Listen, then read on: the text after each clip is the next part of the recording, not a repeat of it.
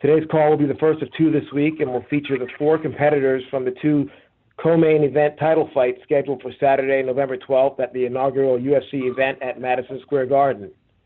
We are pleased to have participating with us on the call today UFC welterweight champion Tyron Woodley, number 2 UFC welterweight contender Stephen Thompson, UFC women's strawweight champion Jedrzejczyk, and number 2 UFC women's strawweight contender Karolina Kowalkiewicz. I will now turn things over to the call center to open it up for questions. Thank you, everyone. If you'd like to ask a question at this time, please signal us by pressing star 1 on your telephone keypad. If you are using a speakerphone, please make sure your mute function is turned off to allow your signal to reach our equipment. Once again, that is star 1 if you do have a question or comment. We'll pause a brief moment.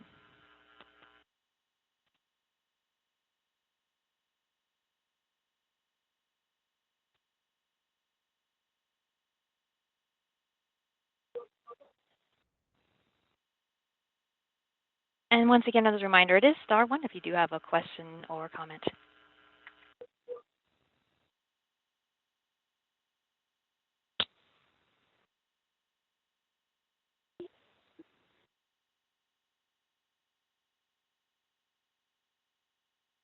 All right, our first question comes from Jim Edwards with The Independent. Good evening, everyone. My first question is for Tyron. Tyron, we've seen on your social media that you've brought Sage Northcutt into your camp to help you prepare for this fight. I've got two questions, really. Firstly, what was it about Sage that convinced you that he'd be a good guy to come in and help you prepare for Stephen? And secondly, putting on your analyst hat for a second here, how good do you think Sage really is at this point in his career, and how far do you think he is on his kind of development?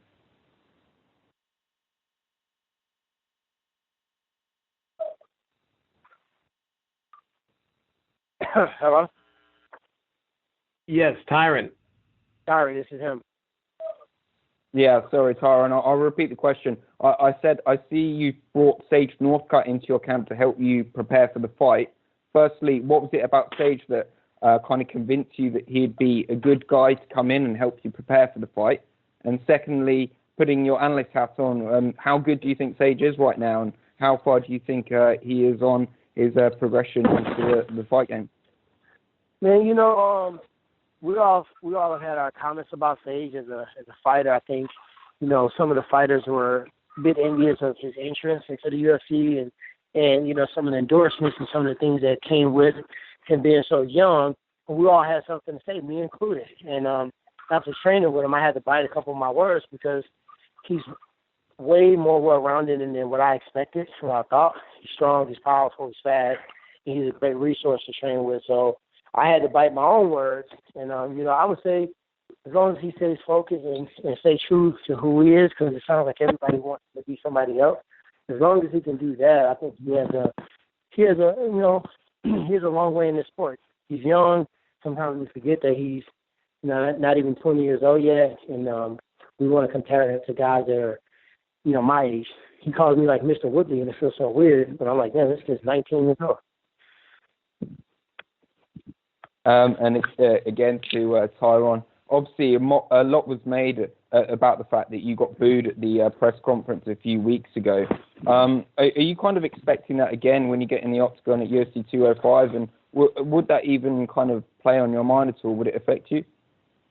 No, it's not going to affect me. I mean, it didn't really affect me then. I was just kind of surprised because, you know, when you think about the reasons why people boo an individual, I really don't have too many things, you know, in that category. You know, I'm an entrepreneur, I'm a businessman, I'm a top fighter, I'm a champion, I'm a husband, I'm a father, I'm a, you know, own gyms, I'm an analyst. So I do so many positive things in and outside the octagon that it just caught me by surprise. But just looking back in hindsight, I think a lot of the fans in general misunderstood what I was meaning when I was saying that, okay, you know, these are the opponents that, you know, I want to look in the face in, because these were the guys that, you know, the UFC and the fans, you know, they were doing polls on Robbie Lawler fighting certain people. And my opponent at that time, you know, thought that, one, it would be a better matchup and a better fight and was, you know, be more exciting for the fans. And then after that, he thought that I would win the fight, which is his prerogative and his, you know,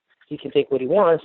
but he was already writing me off, so I just didn't terribly feel obligated to, share my moment with him. I had just achieved greatness, a lifelong journey, and I didn't feel immediately right 20 seconds removed from the octagon that I had to let him share that moment with me. So that's what it is, and I think the fans took it as me not accepting fights, turning them down, and this brand new champion trying to call all these shots when they were so far from the situation. I actually never declined Wonder Boy. When they offered me to fight the first time, I accepted it. Thank you. Stephen, we know that you've been dreaming of this fight for a while now. You've got the opportunity. I'm just interested to hear from you. How does the dream end? What does that look like? Have you got a finish in mind, and have you got anything in particular that you're thinking of ending the fight with? You know what? I never go out there trying to look for the knockout. It's one of those things which you got to try and let it happen. I'm ready for 5-minute rounds, and that's what I expected going out there. I expect the best Tyron Woodley when I step out there, and that's what I'm prepared for. And if it goes 5-5, it goes 5-5. So, yeah, man, a lot of people ask me, what are you going to finish with, a head kick or this and that? And I never go out there trying to look for the knockout, man. Just if it happens, it happens. If it doesn't, it doesn't. You know what I mean? Just ready to go out there and do my thing, man, next Saturday. Thanks, Stephen. I'll move on to Jonna. Jonna, it's been a good month since you've made that transition over to ATT. I'm just interested to hear from your perspective. Was it everything that you kind of thought it would be? Has it lived up to your expectations that you were hoping for? I'm very happy here in Florida. I'm part of ATT, and of course, I put lots of on scale, whole my fighting career, my life. I left everything important. Of course, my fiance, my family is there. I will fly back and forth, but I'm planning to stay 9 months in 2017 because I would like to have 3 fights, 2-3 fights next year. But of course, lots of questions before I've got to ATT. But after 6-7 weeks, just a week before the fight, I can honestly say that I'm very happy. I'm fresh. I'm open. I challenge myself every day. I learn new stuff, and you're going to see new Jonna in this fight. Maybe just a little bit, but I'm looking forward for my next fights with Mike Brown, Kami, Cattell, and ATT because it's a perfect place to be. And just a quick follow-up on that. Was there any kind of negativity, or what did your Polish fans think about you kind of moving over to America full-time? Sometimes we get tired of some people, of the places, of atmosphere, and I needed to change that. Of course, I heard so many bad comments about that I left my coaches, that they made me. The champions are not made in the gym, like Muhammad Ali said. But of course, my coaches, they helped me. I like them so much. Of course, I'm in good relation with them, with my old coaches.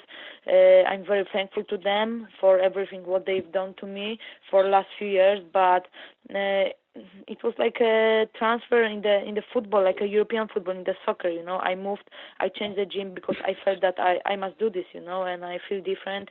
I want to defend my title, and that's my goal. And so I felt like I had to do this move.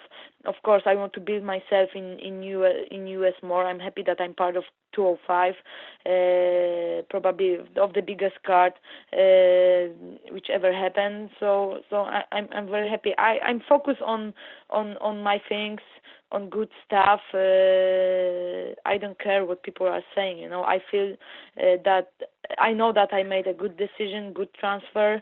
And you are going to see November 12th in New York, but we shouldn't care about other people, what they are saying. Of course, I care about other people. I care about my family.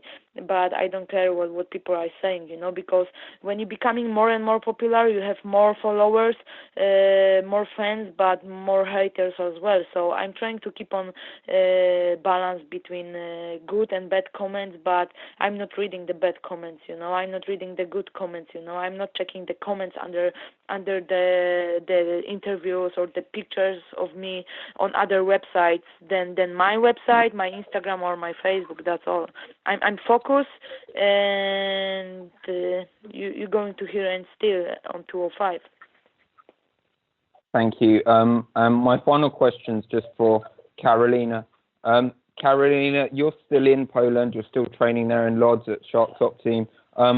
What is the reaction been like from the Polish people since the fight has been announced? Is everyone in Poland extremely excited about this? Are all the media talking about it like we hoped they would be? Yes, in Poland this is really a big thing. Two Polish fighters will fight on the biggest event in the world. So this is something big, and people are very excited and very happy. Thank you all. I'll see you in New York next week. Thanks.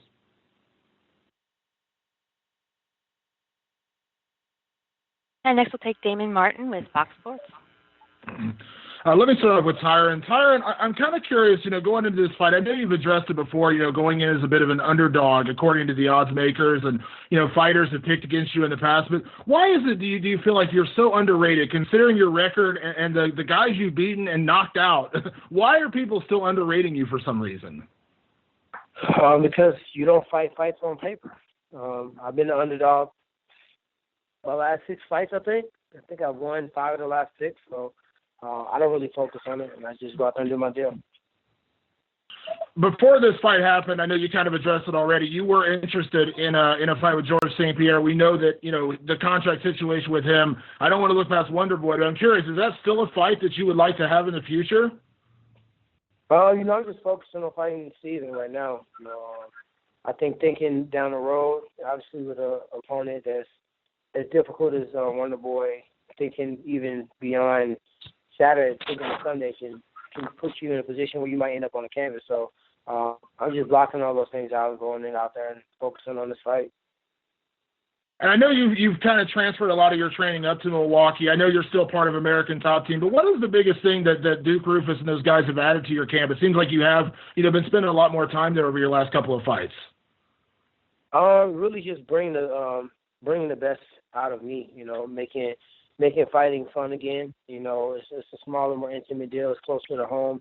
So if I need to bus home to watch a football game or something like that, it's a 45-minute flight or a short drive. So I think just in general, the fight philosophy that Duke has goes hand in hand with my guys from American Top Team. Dean Thomas is out here now. He's been out here the majority of the camp. So those guys together are just beautiful minds in the sport, and they're open to other ideals, and they're open to other trainers and coaches coming in, and there's no ego involved. So, you'll obviously it would be a little awkward for me to train down there when I was competing against Robbie, and just for this particular style, I think I needed more, one-on-one attention. But in the future, you'll see me doing some training at Coconut Creek as well.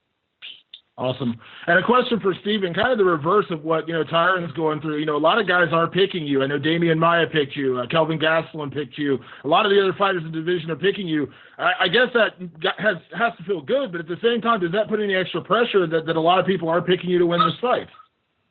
I don't sit there and really look at that kind of stuff or listen to that kind of stuff. And, like I said, like Thomas said, we're just focused on the fight, man, and that's all I'm worried about. There's a lot of fighters who actually think into a lot of that stuff. Oh man, I got this. Next thing you know, they're slacking off in training, but not me, man. I'm ready for the best Tyron Woodley when I step out there November 12th, man, and that's what I'm prepared for. So I block all that stuff out and just focus on what I need to be doing. And it was a question kind of asked earlier, Tyron, talking about working with Sage Northcutt. I know he had mentioned, he's emulating you a little bit. And obviously, you and Sage are different fighters, different weight class. But I am kind of curious, his addition of a guy like Sage and what you think about that. And, how hard is it to duplicate your style? You do have a pretty unique style in the octagon. Yeah, man, I do. But if you go back and you watch Sage, man, we do have a similar style. He does come from a karate background. You know, he does some of the flashy stuff that I like to do as well. So, you know what I mean? I'm just prepared, knowing that Tyron probably has seen some of the stuff that I throw that I'm going to be throwing. Because, you know, I know Sage he's a karate guy, and he's going to go out there and try to simulate the best Steve Wonderboy Thompson he can. And you know what? That's okay. I'm ready for it, man. No matter what. And a question for Jonna. You know, Jonna, obviously you have beaten, you know, most of the top contenders, you know, in the strawweight division. Do you feel in any way that Karolina is a little bit of the last challenge for you here? I mean, are there other fighters that are coming up that you have your eye on, or do you feel like, you know, with a win over Karolina, you have at least a little bit kind of cleared out the division? No, I don't think so. Like,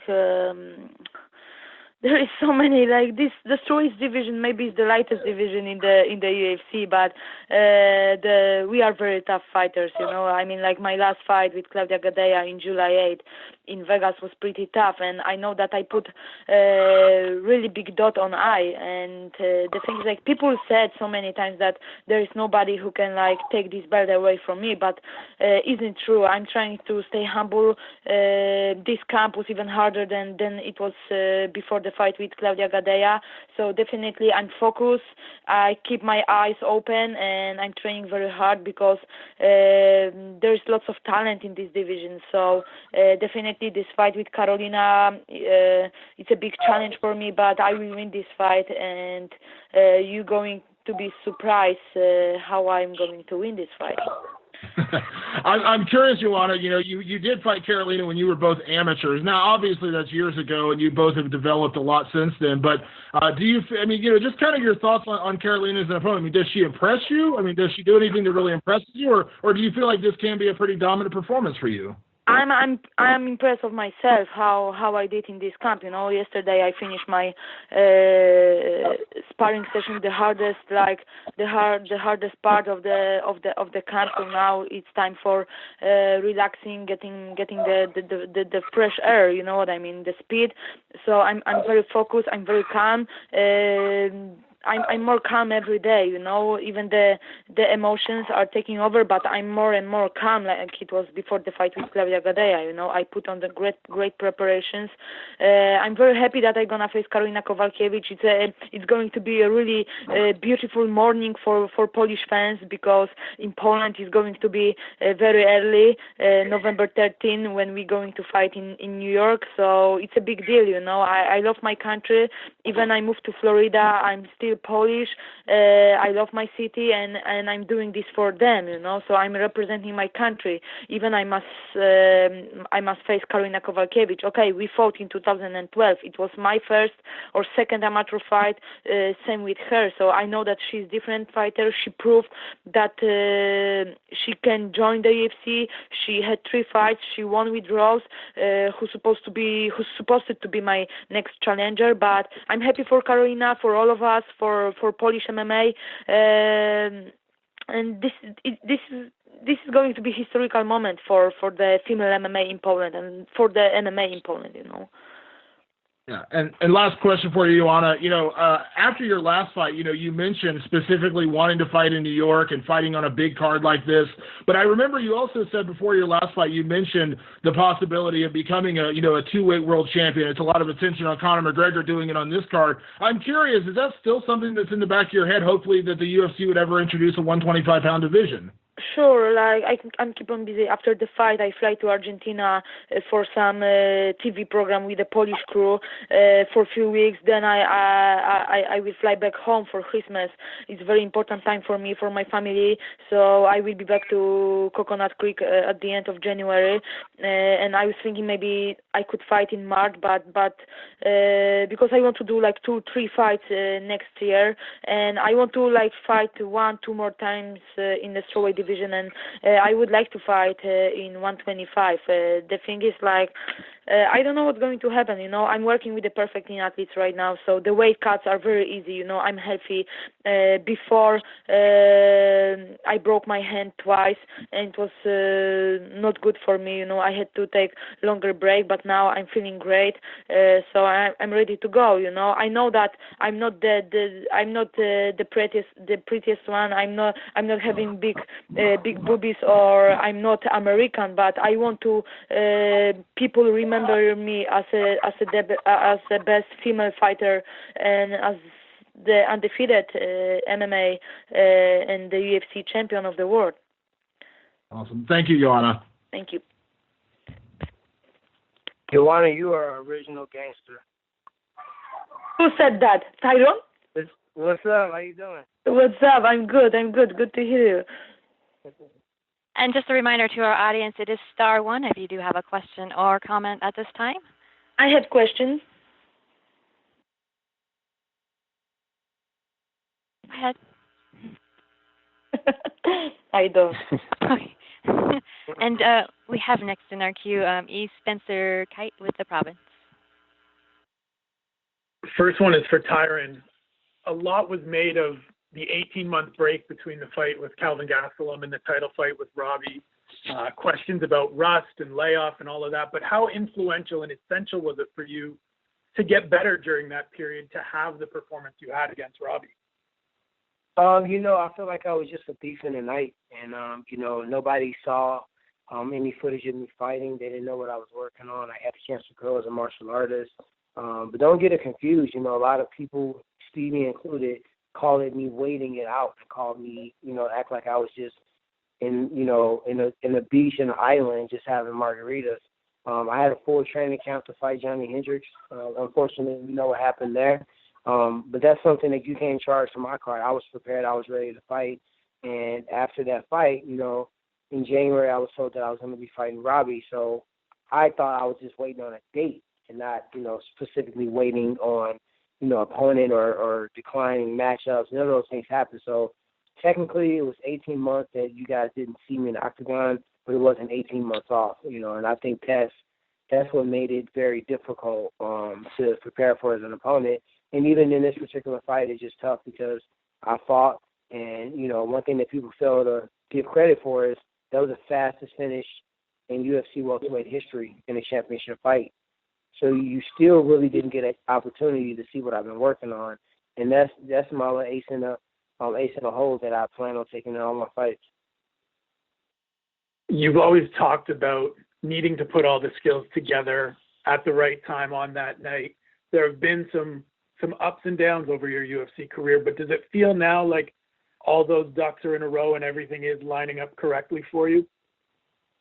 I just feel like, when Dean and Duke Groups and Dean Thomas collaborate together, they've really been able to glue the pieces together. And I feel like, the fun, sometimes we can lose the fun in the sport, just dealing with politics, dealing with trolls, dealing with, the rigorous day-to-day walking in and out of gyms. We lose the passion, we lose what we started fighting for.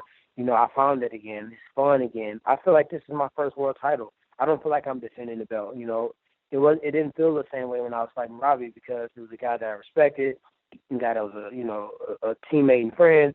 So it was awkward. I had to go out there and do what I had to do. But I'm in there with a chip on my shoulder, like this is the first time I'm going after the belt, and that's the way the training camp has been. And I think you guys will see that passion within the octagon, and you'll see that resemble in my performance. And one for Jonna. This time last year, you were preparing to fight at UFC 193 alongside Ronda Rousey. This time preparing to fight on the biggest card in UFC history. What does it mean to you to continue to be a part of these big shows? And does moving to ATT and being based in the U.S. as well as being a part of this event, finally I can make some money, I never complain about the money, and I'm not gonna do this. I'm just joking. I'm very happy that I can be on the card with that I can fight on 205, that I can fight in New York on the first UFC event in New York. I'm very happy to fight on the same card with Conor, with Eddie, with Tyron, with Steven, and with the other fighters. This card is amazing card, so I'm very happy. It's a pleasure for me. Like I said, I want to be part of the biggest UFC shows ever. But my dream is to fight in Poland. But next year, now it's time to build myself in US more. I've got lots of attention after my fight with Claudia. So I'm ready to take over the UFC show 205. Perfect. Thanks very much. And next we have Scott Bailey with the Australian Associated Press. Yep. My question's for Jonna. Just wondering, I guess, do you think many other Polish fighters might come back over to the US there and start training across in Florida? Say again? Do you think many other Polish fighters might follow your lead, I guess, and move across to the US for training, particularly in Florida? Krzysztof Jotko is here. He fights just a week after me. I heard that some other Polish fighter is coming. Peter Sobota is here. He's helping Krzysztof to get ready for his fight. I don't know. I'm trying to be focused on myself. I'm very happy that I did this move. Like I said so many times, the coaches are very good. The fighters are very good. The atmosphere, the facility is perfect. So it's a perfect place to be. Of course, I miss my family. I miss my old gym, my coaches, but it's time for new Joanna, and I'm coming, guys. I'm coming. For yourself or even for Karolina, do you think we might see, I guess, a surge in European fighters becoming champions? I mean, obviously, the Americans have got a history of creating champions in UFC, but do you think we could see a change? Say again?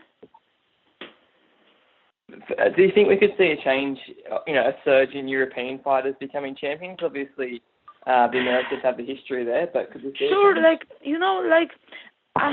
okay, now I'm training here at ATT, probably one of the best MMA gyms in America. I can compare the European and the American style. What is in plus in US that I have so many top level sparring partners in my gym. The coaches are very good. The facility is very good. My coaches back home, they are good. They were good, but I felt like I had to change something. So I wish that there will be more champions from Europe. Conor McGregor, me, Bisping. So we're happy, So I hope that there is more coming. Thank you. Next, we'll move to Kendrick Johnson with RingTV.com. My first question is for Jonna. How much confidence does ATT give you with the type of sparring that you get and have the quality contenders that you weren't getting in Poland? I was born with my confidence. I'm from Poland, so that's why, But honestly, they changed my game. Like I said, I challenged myself in this camp every day. I learn new stuff every day, and my game is going to be different. So I'm even more confident for this fight, for the next fights than I was before. But it's because of I've been working so hard, and that's the reason that I'm so confident. Of course, I stay humble. I still like passionate about this sport, and I want to do more. After every practice, I'm very hard for myself. I want to do more. I want to be better version of myself every day. Do you think you need to win this fight to kind of be a legend? I want to be a legend. I want people to talk about me in 5, 10 years, 20 years, that I was one of the best MMA female fighters, that I was one of the best UFC champions in the world back in the day. This is what I want, but I just want to retire as undefeated champion. This is my goal. This is my dream, and I want to make this dream become alive. That's what I want. And for you to see how to phrase this, the fact that you got the big stage and everything, do you feel that you have to knock her out, or are you cool with going another 25? I don't. I respect every of my opponents, and I respect Karolina so much. She's very tough. She's Polish too, so she's very confident as well, and she's a tough fighter. But I don't like predictions. I don't like to say that I will knock her out because we can have so many game plans for our fights until we step into the octagon and we face our opponents. So I'm ready. I feel ready, and I will put on show November 12th. My next question is for Wonder Boy Steven. Would you say this is the biggest fight of your life?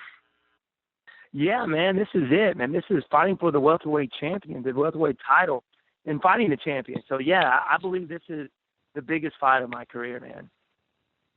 So how do we know, or do you even know that this stage won't be too big for you? The fact that Tyron's got the experience, is kind of used to being in these big fights. Not that you have been in big fights, but on stages of this magnitude.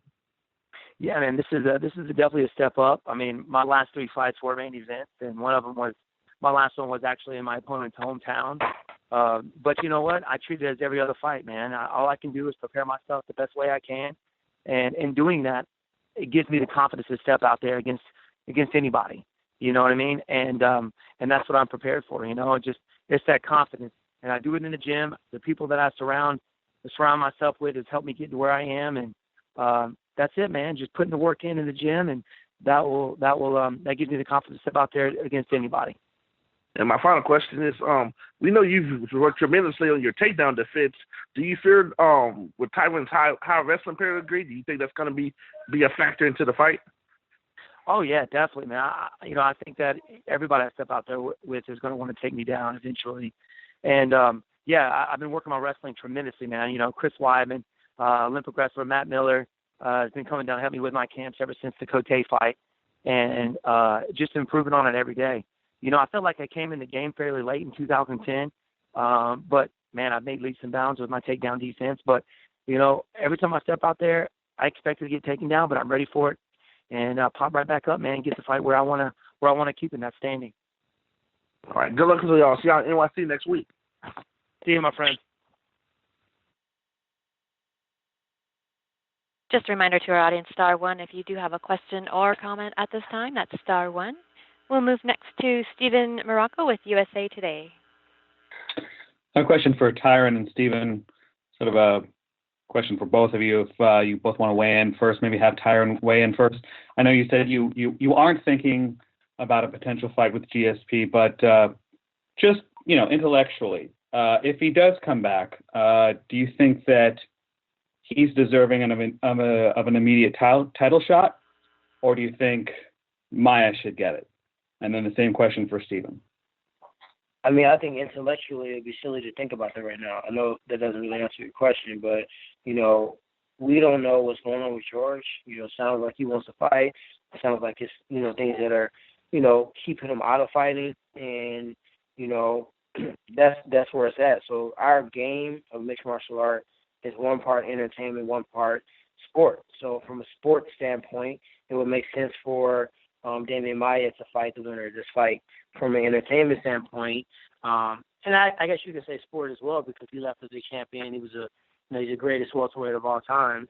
And if he comes back, I think as a gesture, of respect, I think he should, I don't think he should have to fight 1 or 2 fights. I think he should come right in and fight for the title. When I was getting ready to fight Robbie, it was known that, hey, George might come back. So if George comes back, then you're going to have to fight another fight, and he's going to jump you. And I knew that, and I was okay with that. So I don't think that should change for anybody. You know what I mean? I think everybody should be understanding of that. Yeah, I'm right there with you, man. I mean, he is definitely one of the best guys who ever stepped out in the octagon welterweight. One of the best welterweights who ever stepped out there. And, But to be honest, I have no idea what's going on, where he's at in negotiations, or if he's coming back or what. But yeah, man, he is, and he's one of the reasons why I got in the sport in the first place. I was training up with him, helping out with his fights, and that's why I actually started mixed martial arts, was because of George. So yeah, man, give him that title shot. How likely do you think it is that he'll come back, Stephen? You know what? No idea, man. I hear things like, oh, it's going to happen. Then I hear it's not going to happen. Negotiations aren't right where they want it.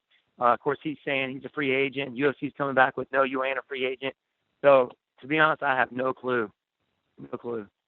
Okay. And then for Karolina and Jonna, can you just give us a sense of how big this fight is in Poland, in your native country? Like, what sort of media attention is it drawing? Is there any sort of more official response to it? Are you guys getting requests that you don't usually get, or people that you don't usually talk to or are talking about this fight? Can you just give us a sense of how big the fight is? Maybe start with Jonna.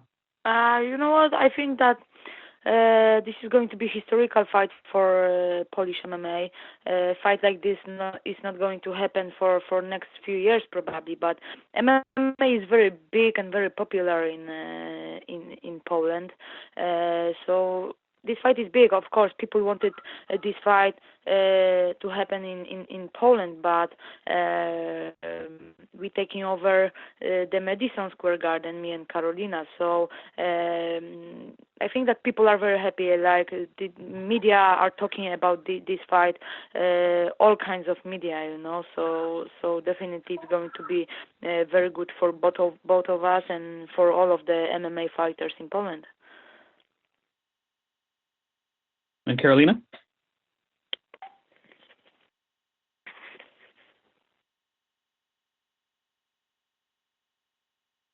We lose her? It looks like we did lose her. I'll go ahead and dial back out to her real quick. I can respond for her. Okay. Go for it. I'm very happy, but Jonna is the best. Good answer. Thank you. And next we'll move to Brendan Bradford with Sporting News Australia. I've got a question for Jonna. Just to go back to your move to ATT. Sorry. You said that there was a bit of disunity when amongst the other fighters at the camp when you moved. I'm just wondering, did that affect your training at all? Did it affect your build up for this fight at all? What do you mean? You said that fighters like Valerie Letourneau, Tisha Torres, Nunez maybe weren't so happy that you moved there. I'm just wondering, did that affect you in any way in your build up to this fight? They're happy for me that I'm here. Like, the first week, I felt like they didn't know what was going on. Like there, in ATT, there is so many like strawweights, so they didn't know that I was coming, but everything is fine. I have very good relation with all of the fighters. I have very good relation with the female fighters from ATT. We are helping each other. We are talking to each other. We see each other every day. So we have good relation, and we're very helpful to each other. Like, I've been sparring for last few sparring sessions with Nina Sarov, and she was very helpful for me, and I'm very thankful to her for that. So definitely, like Jessica Aguilar, she's amazing person, amazing fighter, and amazing person. I wish that she would be back soon. And Jonna, you said that people back in Poland maybe weren't too happy with you moving away from your base there. I mean, do you think you'll still have a majority of the support from the Polish fans going into this fight? Yes, but like I said, like I'm trying to be focused on my life, on my career. Like, people like to live others' life, you know what I mean? So like I cannot let people do this, you know. I have my life, I have my career, and I'm happy with that. And I respond for my my choices, my decisions, and I'm very happy with my decision, with my move to America, and I'm looking forward. And just one last one. I know we know you fought Karolina a few years ago. How do you think she has changed and evolved in the years, since then, coming into this fight? Definitely, she's going to be a different fighter than she was 4 years ago. It's a big deal for her. Of course, it's a big fight for both of us. For me, because I want to defend my title for fourth time. Already, but she's a challenger, she has nothing to lose, so I must put on great fight. I put on a great performance this camp, but I must put on good fight, and everything is going to be fine. Thank you.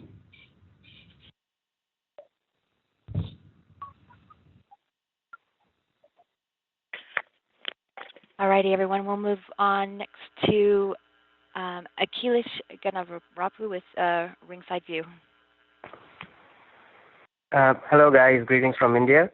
My first question is for Thompson. Now, Tyron Woodley is known to come out aggressively during his fights. While you faced an excellent wrestler in Hendricks before and one of the best strikers in Rory, Woodley is an amazing wrestler and proved against Lawler that he also has the one-punch knockout power. So can you tell us how you plan to approach this fight?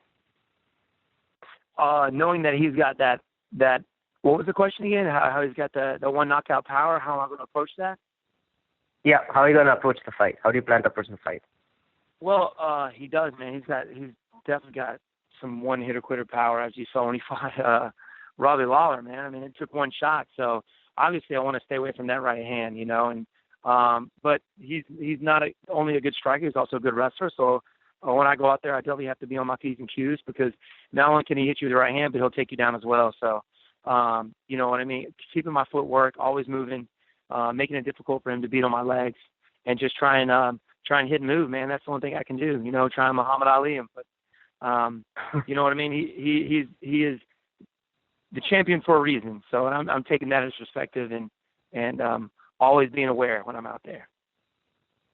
Right, and you're also just one fight away now from winning the welterweight title. So can you also tell us what it means for you to be fighting for the title at Madison Square Garden, and on a card where your training partner Weidman will be fighting as well? Is this to me, Steven? Yeah, it's for you. Okay, yeah, man, this is definitely a dream come true, man. Hey, I went to my first UFC show. I was actually like 12 years old in UFC, I think it was UFC 2, where it was in Charlotte, North Carolina. My dad took me to that. I told myself then that, hey, man, I'm going to be fighting for the UFC one day. And now the fact that I'm actually going to be fighting for the title is, man, it's a dream come true. And not only that, being in the first show in Madison Square Garden, but also fighting with one of my best friends and brother-in-law, Chris Weidman, I'm all smiles, man. I'm super excited to step out there and just experience that octagon and share it with champions and a family member now. All right, outstanding. I have a couple of questions for Jonna. Jonna, the strawweights have come a long way with you fighting at UFC 193 and now on the first pay-per-view in Madison Square Garden. So what are your thoughts on being a part of history? I'm very happy that I'm going to, I'm making my history, but definitely the UFC 193 was probably the biggest show for me, and now it's time for the Madison Square Garden. But I'm enjoying my fighting life. I'm enjoying my champion life, and I definitely enjoying every single fight. Even my last fight was on smaller show, on Tough Finale. But I'm very happy. I'm looking forward. I cannot wait when I will get to New York for Fight Week. Right, and you've been part of history, as I said, a couple of times before as well. So, what do you think is left for you to achieve in UFC? I know you still have a long career ahead of you, but going forward, what is the next thing that you want to achieve in the organization? I want to win this fight. and I don't know. Like I heard that Real Madrid offered some show on the stadium with Conor. So why not? Let's do this. All right, outstanding. Now, Jonna, Karolina brings in a different challenge from your past two opponents. So, do you have any predictions for the upcoming fight? No. I know that. I know one thing, that I'm ready. I'm ready to go. Just 10 more days, and you're going to hear and still. That's all. All right, outstanding. Thank you, guys. All the very best for your upcoming fights. Thank you. And that does conclude our question and answer session at this time. I'll turn the call back over to Dave Lockett. Well, thank you. See you guys. I'd like to thank all four athletes for participating in today's call. And just a quick reminder about tomorrow's conference call, UFC 205 main event competitors, lightweight champion Eddie Alvarez and featherweight champion Conor McGregor, who will compete for the lightweight title. They'll be on the line at 5 p.m. Eastern Time, 2 p.m. Pacific Time for a conference call to discuss their highly anticipated title fight at Madison Square Garden. We look forward to having you all participate in tomorrow's call, and thanks again for joining the line today. Thank you. Thank you. See you guys.